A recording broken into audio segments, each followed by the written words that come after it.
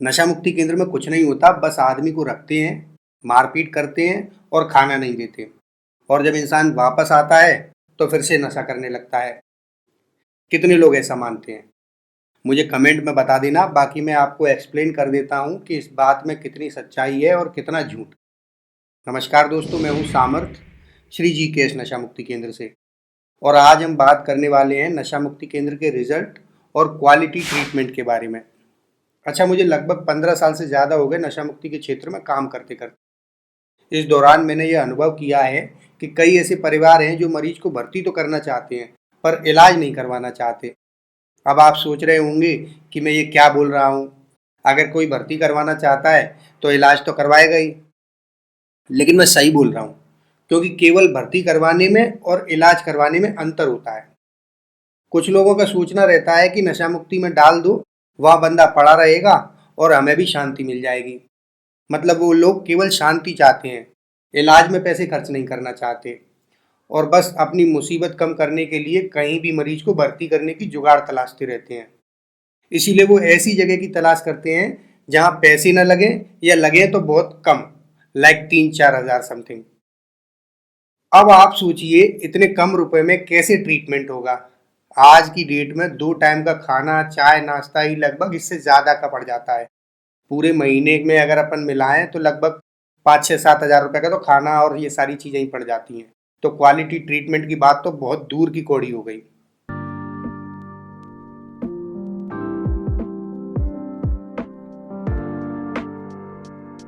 अच्छा, मैं एक किस्सा बताता हूँ। कुछ दिन पहले मेरे एक जानने वाले से मेरी बात हुई जिसने ग्वालियर में नशा मुक्ति केंद्र स्टार्ट किया है। तो मैंने पूछा कि काम कैसा चल रहा है। तो उसने मुझे बताया कि उसका नशा मुक्ति केंद्र लगभग बंद होने की कगार पे है। और जब मैंने उससे वजह पूछी तो उसने मुझे बताया कि वहाँ के लोगों का माइंडसेट ट्रीटमेंट करवाने का है ही नहीं, बल्कि नशा मुक्ति केंद्र में केवल बंद रख के अपनी टेंशन को कम करना रहता है। इसलिए वहाँ सब लोग सस्ते से सस्ता ऑप्शन तलाशते रहते हैं। इस कारण उसके यहाँ ज़्यादा लोग आते ही नहीं हैं, क्योंकि जिस तरह का स्टाफ की ज़रूरत होती है अच्छे ट्रीटमेंट के लिए वो तो उसने रख लिया है, पर अब उनके खर्चे भी नहीं निकल रहे हैं, उल्टा कर्जा बढ़ता जा रहा है। ऐसी स्थिति में अब उसका सेंटर बंद होने की कगार पे है। आमतौर पर लोगों का नज़रिया एडिक्शन की बीमारी के लिए वैसा नहीं होता जैसा कि किसी दूसरी बीमारी के लिए होता है। ज़्यादातर लोग एडिक्शन को बीमारी मानते ही नहीं हैं, बल्कि इसे एक बुरी आदत या चारित्रिक दोष मानते हैं।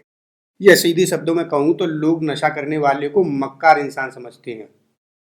एडिक्शन एक पेचीदा बीमारी है। ये हमारे दिमाग के काम करने के तरीकों को बदल देती है। मेनली एडिक्शन से रिवॉर्ड सिस्टम, स्ट्रेस सिस्टम और कंट्रोल सिस्टम पर असर पड़ता है। और जब ये तीनों सिस्टम डिस्टर्ब हो जाते हैं तब आदमी चाह के भी रुक नहीं पाता। एडिक्शन भी किसी और बीमारी की तरह ही है और अन्य बीमारियों की तरह इलाज में जितनी देरी होती है, बीमारी उतनी ही ज़्यादा गंभीर और जानलेवा होती जाती है। अच्छा, अगर किसी इंसान का शराब की वजह से लिवर डैमेज हो जाए और हॉस्पिटल में भर्ती करना पड़े तो परिवार को 2-4 हज़ार रुपये प्रतिदिन के भी अगर खर्च करने पड़ते हैं तो वो अफोर्डेबल लगते हैं। और ये 2-4 हज़ार रुपये केवल रूम चार्ज या फिर आईसीयू चार्ज के होते हैं। बाकी दवाई और इलाज का खर्चा मिलाकर तो अच्छा खासा हो जाता है। इतना कि कई बार तो लोगों के घर, दुकान और खेत भी बिक जाते हैं। लेकिन उसी परिवार को एडिक्शन ट्रीटमेंट के लिए होने वाला खर्चा महंगा लगता है। बल्कि परिवार अगर उसी व्यक्ति को सही समय पर नशा मुक्ति केंद्र में भर्ती करवा देता तो बंदे को हॉस्पिटल में भर्ती करने की नौबत ही नहीं आती।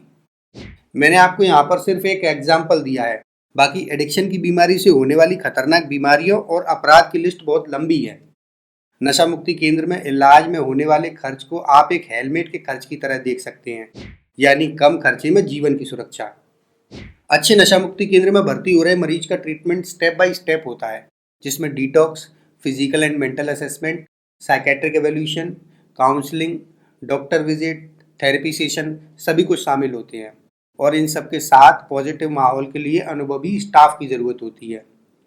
और इन सब प्रोफेशनल्स को हायर करने में संस्था का अच्छा खासा पैसा भी लगता है।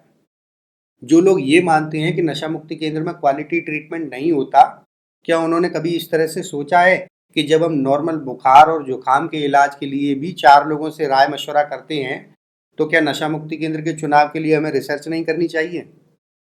100 में से 90 दफ़ा नशा मुक्ति केंद्र में भर्ती करने का डिसीजन या तो जल्दबाजी में लिया जाता है या गुस्से में, जो कि बिल्कुल सही नहीं है। जब परिवार वालों की प्राथमिकता इलाज की होगी ही नहीं, तो ऐसे नशा मुक्ति केंद्र जिनका काम केवल व्यक्ति को कैद में रखना है, वो भी चलते रहेंगे। अब जैसे नशा मुक्ति केंद्र में बंदा रह के आएगा, वैसा ही वो बोलेगा, और ऐसे में बदनाम हो जाते हैं सभी नशा मुक्ति के क्षेत्र में काम करने वाले। अगर क्वालिटी ट्रीटमेंट चाहिए तो थोड़ा तो पैसा लगेगा ही, बाकी आप अच्छे से पूरा गणित लगा लें, कैसा भी अनुपात लगा लें।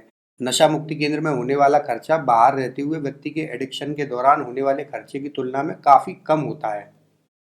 इसके साथ नशा करते रहने से होने वाली दूसरी बीमारियों और नशे के प्रभाव के चलते दुर्घटनाओं से बचाव भी होगा, जिसमें होने वाला खर्चा नशा मुक्ति केंद्र में होने वाले खर्चे की तुलना में कहीं ज़्यादा होता है।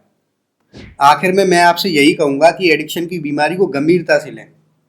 ये बीमारी भले ही एक इंडिविजुअल की हो सकती है, पर इसका असर आपके पूरे परिवार की सेहत पर पड़ता है।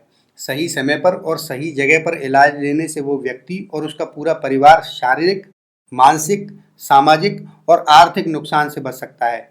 इसीलिए मेरा आपसे अनुरोध है कि अगर वास्तव में आप नशे की समस्या का परमानेंट सॉल्यूशन तलाश रहे हैं, तो क्वालिटी ट्रीटमेंट पर आपका फोकस होना चाहिए, ना कि सस्ते सेंटर तलाशने में। हर जगह सब्जी मंडी की तरह मोलभाव करते बैठोगे या सस्ते के चक्कर में रहोगे तो सब्जियां भी सड़ी मिलेंगी और ट्रीटमेंट भी। बाकी कुछ बुरा लगा हो तो माफ कर देना, क्योंकि सच कड़वा होता है तो किसी ना किसी को तो बुरा लगेगा ही। और अपनी राय या गालियां मुझे कमेंट सेक्शन में लिखना, पर चैनल को जरूर सब्सक्राइब कर देना। और हाँ, अपनी सेहत का ख्याल रखना। नमस्ते।